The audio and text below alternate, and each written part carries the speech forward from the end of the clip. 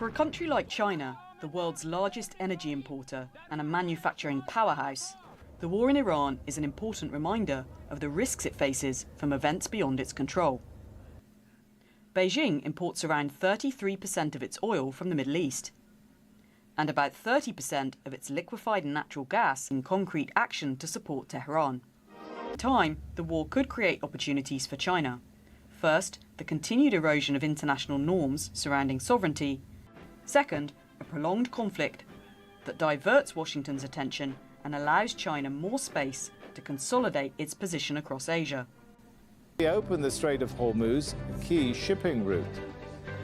The unrelenting US and Israeli attacks on Iran continue, where the death toll is nearing 1,500. We'll hear from Iran's Deputy Health Minister. A drone strike near Dubai's international airport forces flights to be temporarily suspended. Intense ground battles between Israeli forces and Hezbollah over the control of a strategic town in southern Lebanon. During the military coup, I heard that the military junta violently cracked down on protesters using RPGs and machine guns. They bury and cremated people who were still alive and injured. I made the decision that I had to revolt against the military. If fighter jets or artillery are in the area, I want children to develop the habit of seeking shelter in underground bunkers, because underground bunkers are the safest place. I have no internal conflict in my mind. As a citizen, I must take responsibility for my country. I must do what is right for the nation. It's begun what it's calling limited and targeted ground operations in southern Lebanon. Iran attacks the United Arab Emirates. One person killed by a rocket in Abu Dhabi. Some flights resume at Dubai's airport after a drone incident.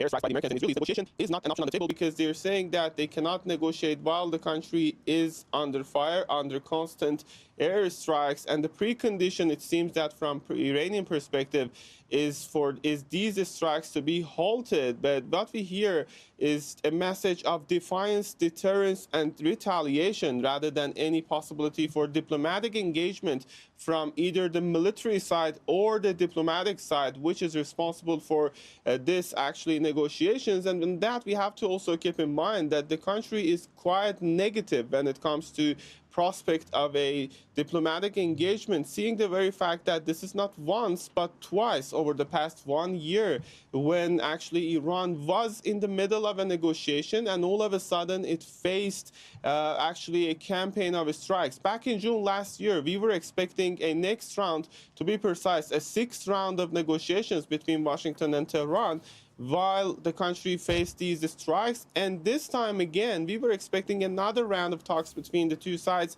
while this campaign of strikes started. All in all, there is this negative vibe. They're saying that ceasefire and negotiation is not the option on the table. And the first vice president of the country said very recently that retaliations are going to be continued to make sure that the security of the country is guaranteed. 180,000 now to 450,000. So we the support of the U.S. Israeli army saying that they had been underestimating Hezbollah's capabilities, and that seems to be a good chance for them to show defiance, especially that they have the support of the U.S. to launch yet another front to expand their ground operation. And we've been reading remarks from certain Israeli officials leaking to the media that they want to ask the government to add and beef up the reservists from 280,000 now to 450,000. So we might be looking at the situation where Israel is preparing for a rather large ground invasion. This in the region cannot be utilized in any attack against Iran. But here the question is that, so he is saying that we are attacking the U.S. military bases.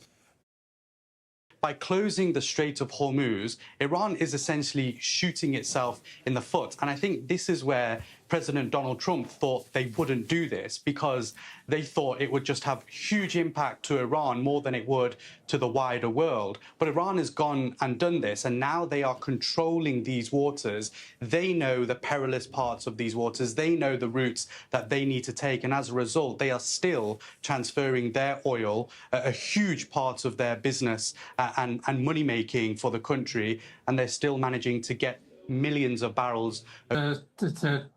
To project a specific date on this, I think, with the amount of strikes the United States and Israel continues to conduct against these targets, there's no question about the focus on them. But again, this is the last 10% is oftentimes the most difficult portion to get after.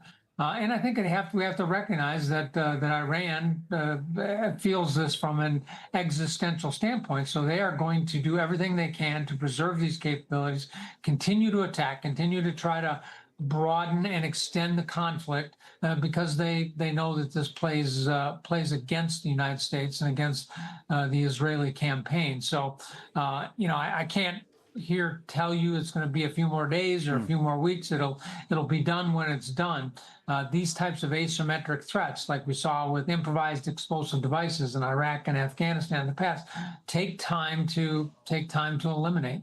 And right now, the military forces are focused on doing everything they can to minimize that. And what about reopening the Strait of Hormuz? Because Donald Trump has said two things. He has said, we have destroyed their navy and we have crippled them militarily. But it doesn't take very much for them to be able to close the Strait of Hormuz. He has said a short-range missile here and there, a mine here and there, and that's all it takes, really, for this small waterway to be shut. So what does that mean from a military standpoint? Is there, yes or no, a way to keep that waterway open and safe from Iranian threats? Well, I think, yes, there is. Certainly the United to remove this threat. Donald Trump has just launched America into a full-scale conflict without a people. With tensions escalating, stay with Al Jazeera for the latest developments.